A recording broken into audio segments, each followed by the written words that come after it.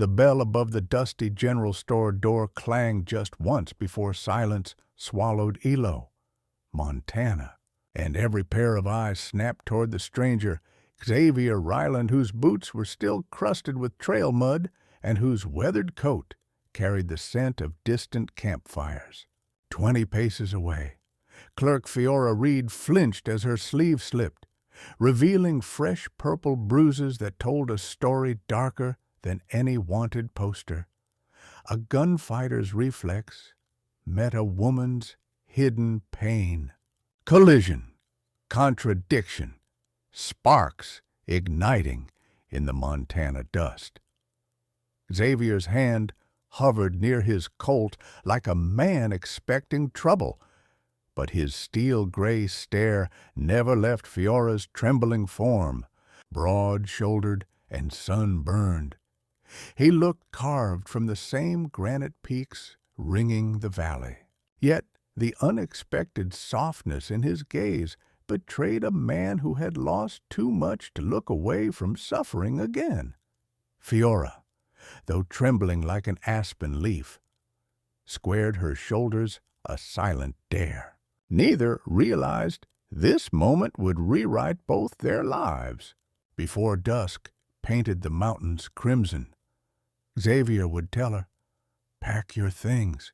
You're mine now." And the town would whisper scandalized prayers.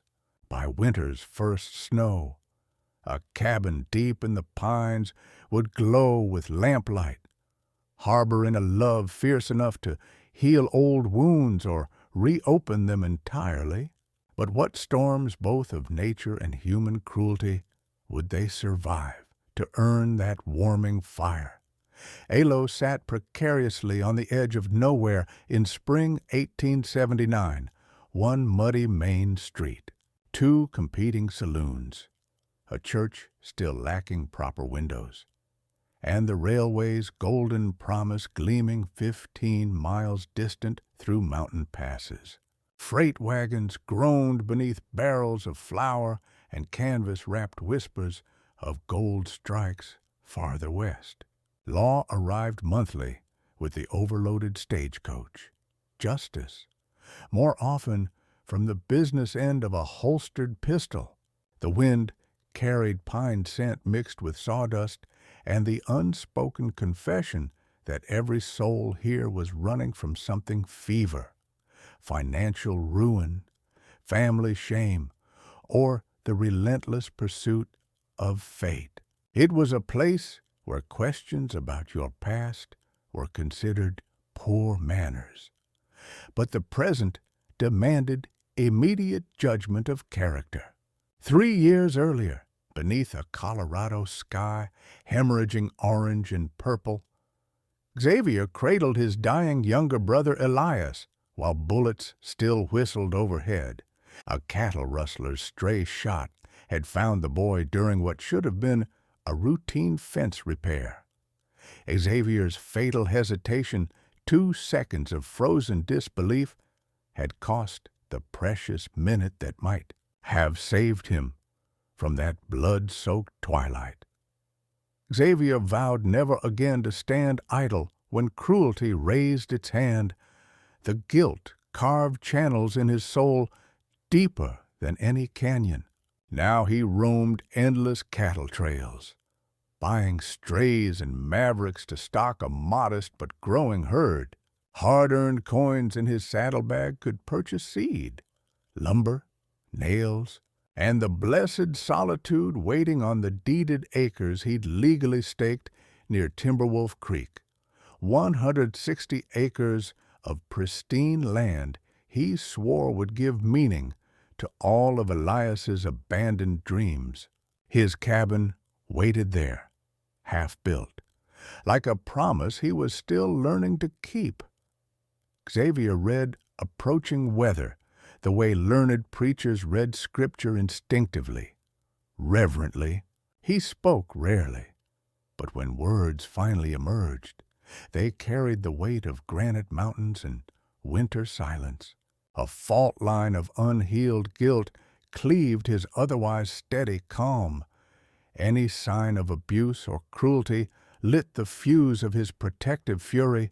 He could track a lost calf through 2 counties, gentle, a spooked Mustang with patient whispers, yet remained haunted by the single moment his own paralysis had failed someone who trusted him completely.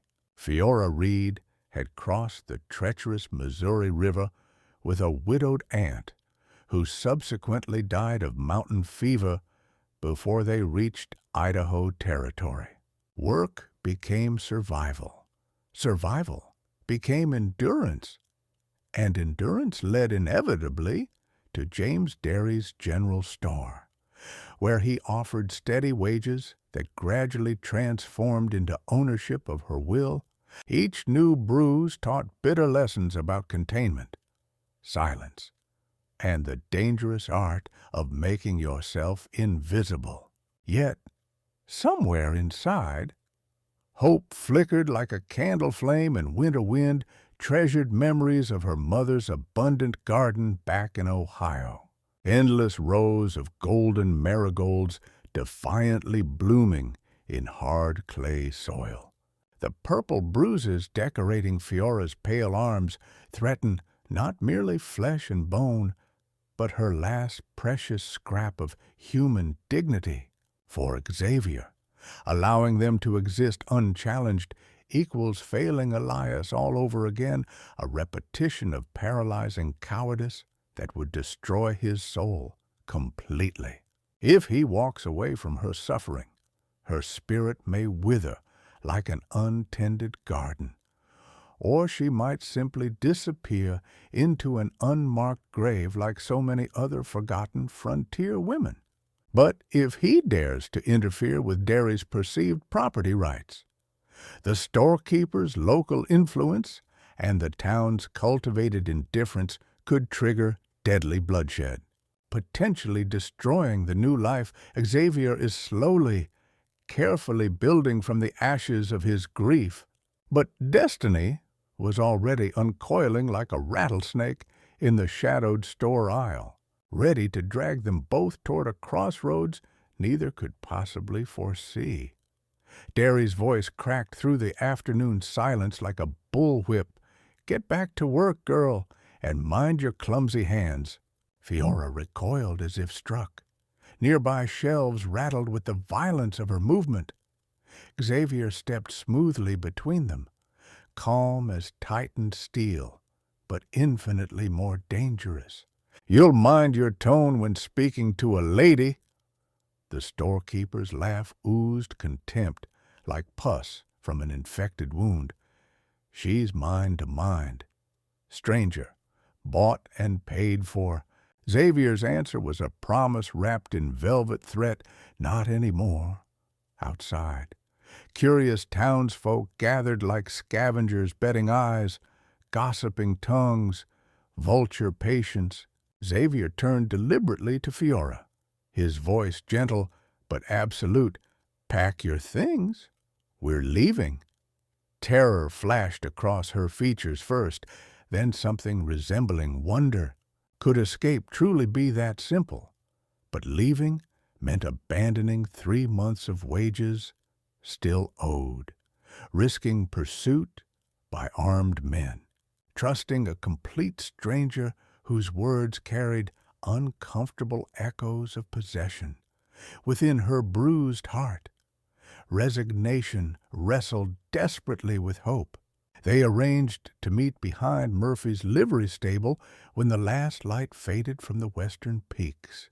Fiora arrived carrying everything she owned, a single worn carpet bag containing 2 faded calico dresses, a broken locket holding her mother's miniature portrait, and precious seeds carefully saved from childhood marigold seeds that represented more hope than any bank account. Xavier brought whiskey, his loyal Mustang, plus an extra saddle blanket, strips of jerky, hardtack, and a loaded carbine. Their strategy was necessarily simple: ride hard by moonlight toward Timberwolf Creek, avoiding main trails where posses might overtake them. cross the treacherous Rattlesnake Ridge before Derry could organize pursuit. Allies consisted solely of the winding river that would erase their tracks and the vast sky that had hidden fugitives beneath glittering stars for countless generations. Xavier mentally rehearsed the hazards. Swollen spring creeks turned deadly, hunting cougars following scent trails, and armed men motivated by wounded pride. Fiora assessed her own considerable risks, trusting male mercy that might prove conditional. Facing a harsh winter in unknown wilderness, and confronting the deeper bruise of loneliness that could outlast any physical mark on her skin. Still, the alternative, measuring her remaining life in fresh welts and fading dreams, straightened her spine with surprising steel. She practiced tying bedrolls with trembling fingers, learned to load the spare rifle Xavier silently handed her, and whispered fierce promises to herself. Live free or die trying, but choose. Hooves splashed through twilight puddles as they fled Elo's sleeping streets. Fiora's heavy skirt soaked through. Mountain cold bit exposed skin, yet each passing mile literally loosened Derry's strangling grip on her throat. At their first creek camp, Xavier built fire swift as practiced magic, flames painting his weathered features, a jagged scar along the jawline, eyes unexpectedly tender despite flint-hard edges. Over shared beans and bitter coffee, Fiora dared risk her first question, "Why help me?" He stared into glowing coals for long minutes. Once, I hesitated when someone needed protection. They paid the price for my cowardice. Silence thickened like cooling sap, then cracked as hunting owls called across dark water. Fiora slowly realized she had never before shared night air with a man who didn't demand immediate payment of some part of her soul. Sleep came uneasily, but completely bruise-free, a strange luxury she'd almost forgotten existed. Dawn promised peaceful progress toward sanctuary.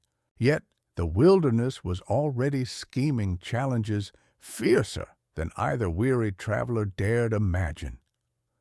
Spring runoff had transformed normally placid Elk Fork into a frothing, debris-laden beast. Xavier led whiskey into surging water. Fiora clung desperately to his belt, feet dragging through treacherous current. Mid-crossing, a massive uprooted log rammed the mare's shoulder. Fiora was torn away, swept downstream. Xavier dove without hesitation, powerful strokes carrying him to her gasping form. He hauled her to gravel shallows, both coughing creek water and terror.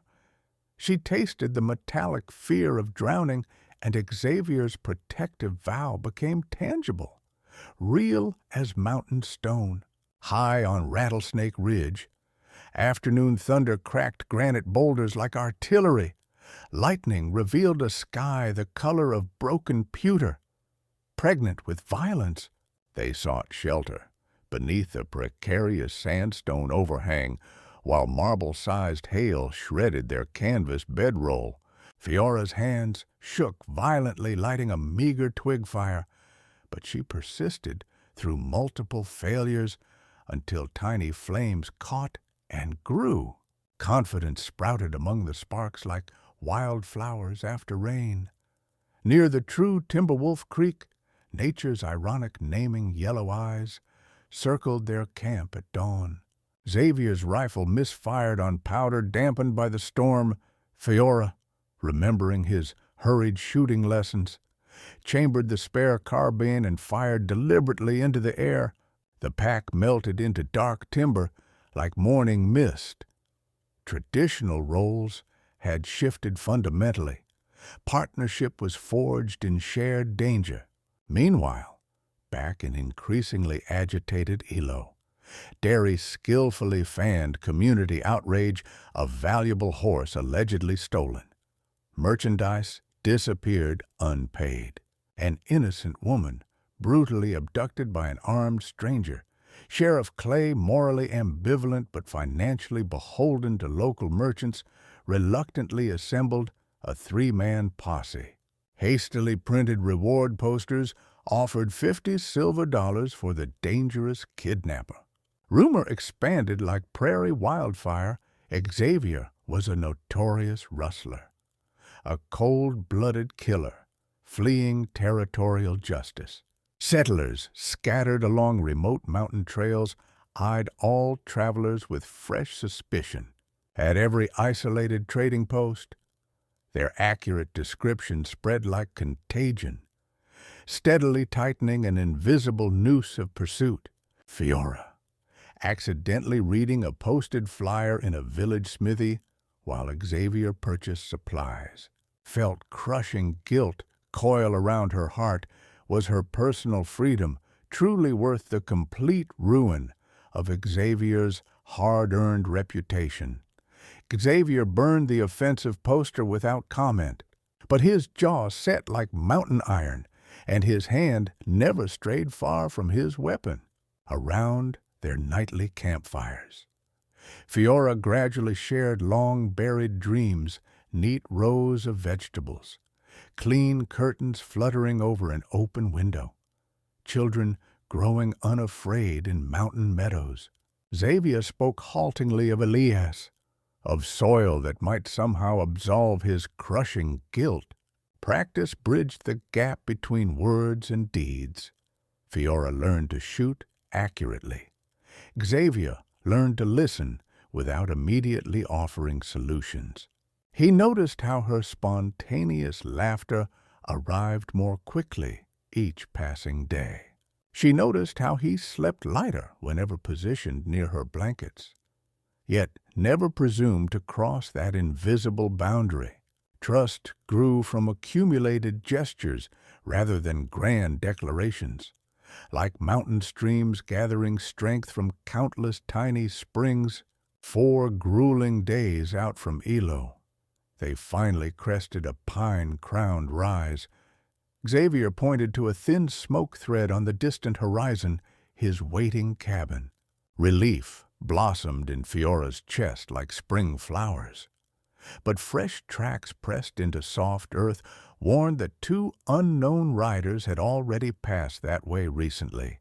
Xavier's weathered brow furrowed with concern. Were they merely harmless trappers heading to trading posts, or Derry's hired guns already positioned for ambush? He doubled watch rotations, methodically cleaned all weapons. Fiora carefully planted her precious marigold seeds in a dented tin cup, promising herself they would see full bloom in rich soil. Under deceptively calm stars, a nameless unease prowled the edges of their camp. Safety felt tantalizingly close, perhaps dangerously too close for comfort.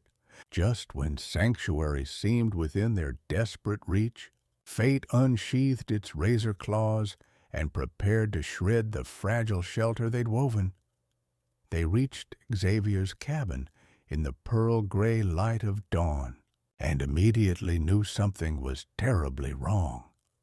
The front door hung ajar on broken hinges, moving slightly in the mountain breeze like a hanged man's feet. Inside, dishes lay shattered across rough-hewn floors, bedding slashed with methodical cruelty. On the central table, a note was carved directly into the wood with brutal knife strokes: "Return the girl or dig her grave." Derry's distinctive sigil, a snake coiled possessively around a merchant's ledger, was gouged deep beside it. Blood pricked Fiora's lip where she bit down rising panic. Outside, overlapping hoof prints led ominously toward Dead Man's Gulch, a box canyon with limited escape routes. Worse than violated property, her precious marigold seeds were crushed deliberately into the threshold, a warning tailored specifically to her deepest hopes. Xavier's carefully controlled fury smoldered like banked coals. But cold logic prevailed over heat. Whoever had invaded still wanted Fiora alive for leverage, for sport, for possession. That bought them precious time, yet simultaneously narrowed their remaining choices to almost nothing. Stakes had become ruthlessly personal. Derry now threatened not merely reputation or property, but breath itself. Xavier considered immediate flight pack essential supplies, vanish north into trackless Canadian wilderness where territorial law couldn't follow. Fiora shook her head with surprising firmness. Running only teaches him I'll always live in fear. Let's finish this properly. But finishing meant confronting a superior force of armed men, risking Xavier's life as payment for her hard-won dignity in Xavier's troubled heart. Elias's ghost whispered familiar words, protect the innocent, even if it costs everything. Internal conflict piqued sacred duty to Fiora versus the peaceful future Elias had wanted for them both. The brothers' dreams of quiet ranching, of life unmarked by violence, warred against the living woman's need for justice. Ultimately, Xavier chose direct confrontation, but with careful strategy, draw Derry away from the cabin's potential cover, neutralize him on open ground where innocent bystanders couldn't bleed.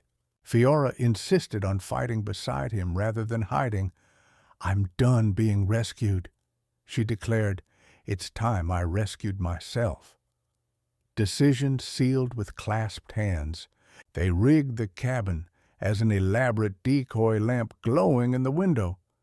Carefully arranged shadows, flickering like occupants moving normally inside.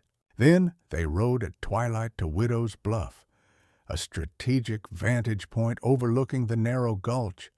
Fiora, rifle steady despite everything, eyes steeled with newfound resolve. Xavier planted salvaged dynamite beneath a massive fallen pine that bridged the trail explosives recovered from an abandoned prospector's cache higher in the mountains. Once Derry crossed that natural bridge, controlled detonation would trap rather than kill, forcing negotiation instead of slaughter as brilliant stars emerged overhead. Their resolve hardened into something approaching destiny. All their accumulated hopes, their deepest hurts, their impossibly fragile future now balanced precariously on a single spark, traveling down the powder's burning fuse. Dawn painted the surrounding bluffs deep crimson like spilled blood. Xavier checked percussion caps methodically, tied the plunger wire to a secure boulder. Fiora rehearsed proper breath control, recalling Xavier's patient lesson. Exhale slowly, squeeze gently. Between them, unspoken wedding vows shimmered in morning air. Should they fall today, at least truth had been lived fully. They shared one brief, eternal touch, calloused fingers interlaced, heartbeat synchronizing with heartbeat, then separated to their assigned positions with military precision. Hoofbeats climbed steadily up the gulch, 4 riders as expected. Derry's confident laughter echoed off stone walls. Carrying smug certainty of victory, Xavier's pulse drummed silence against his temples. Fiora tracked the lead horse's measured gait through her rifle sights. Nervous sweat beaded despite the morning air's bitter cold. At exactly 50 feet from the log bridge, Xavier whispered, "Now." Nudging the electrical wire with steady pressure, nothing. Complete misfire. Rising panic darted between them like summer lightning. Their carefully laid plan was unraveling, Xavier slid down loose scree in a controlled avalanche, revolver barking to draw hostile attention away from Fiora's concealed position. Bullets sparked against granite. Panicked riders scattered for cover. Derry cursed his men's cowardice, spurred forward aggressively, completely unaware of the failed explosive trap waiting beneath his horse's hooves. Fiora, still undetected among the rocks, crawled desperately toward the dynamite, ripping free a backup fuse with bleeding fingers. But Lyle Derry's sharp-eyed cousin spotted her movement. Fired hastily, the bullet tore her sleeve, grazing skin where old bruises had finally faded. Fresh pain flashed. Determination burned infinitely hotter.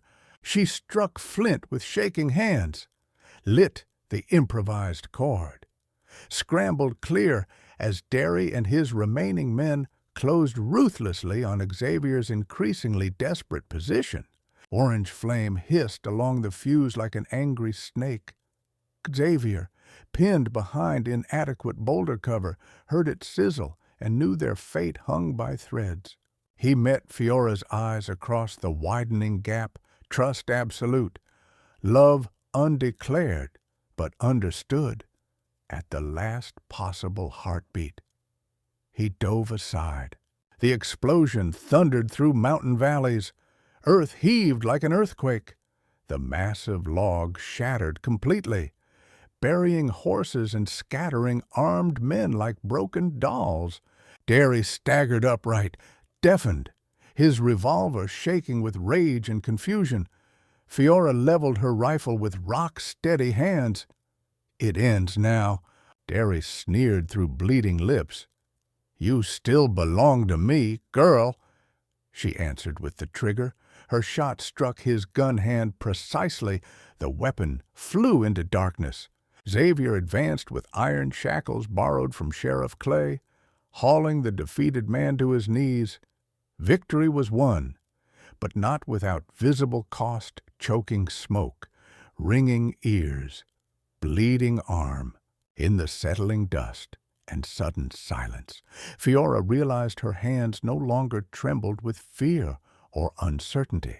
Xavier pressed clean bandage to her fresh wound, voice thick with emotion.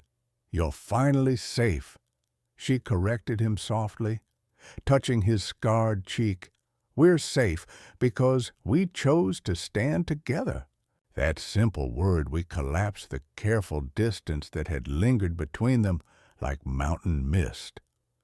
He cupped her face gently, asked without speaking. She answered with a kiss, tasting of gunpowder ash and golden sunrise. They delivered Derry trussed and furious to Sheriff Clay by noon. Townsfolk, who had whispered scandalous rumors, now gaped in respectful silence. Clay read the wanted poster describing Xavier as dangerous, then examined the signed confession Derry had been persuaded to ink at gunpoint, admitting assault and filing false accusations. The poster burned quickly. Iron chains clicked around their true owner. Alo witnessed frontier justice both rare and riveting, yet even triumphant fire must eventually smolder into new challenges. Love, like untamed land, demands constant tending. With Derry safely jailed and his hired posse permanently disbanded, Xavier's reputation was completely restored. Fiora's fading bruises became powerful courtroom testimony. Local townswomen offered healing salves, but she requested flower seeds instead. Sheriff Clay signed official papers deputizing Xavier temporarily to escort the prisoner to the territorial judge, public recognition of his unquestionable integrity. The town's circuit preacher volunteered to perform their marriage ceremony whenever they felt ready. The rumor mill, once cruel and destructive, now hummed with eager blessing and genuine celebration of their unlikely romance. Within months, Alo evolved dramatically. Seeing Derry sentenced to territorial prison for assault effectively discouraged other local employers from mistreating hired help. Fiora organized a small but effective cooperative where women pooled savings to purchase shares in emerging local businesses. Xavier's expanding ranch supplied quality beef. Profits funded construction of a proper schoolhouse with real windows. Travelers gradually stopped calling Alo a last chance stop and started calling it Hope Bend. Territorial newspapers printed a feature article about the unlikely pair who had sparked genuine social reform, living proof that frontier justice could mature gracefully into frontier law. Their story inspired other abused women to seek help, other men to intervene in domestic violence. Xavier's recurring nightmares about Elias still visited occasionally, but now a gentle hand woke him, and dawn found him not running from crushing guilt, but plowing fertile soil that promised abundant life. Fiora's physical scars faded completely. Her voice, once clipped to constant apology, now carried confidently across community meetings.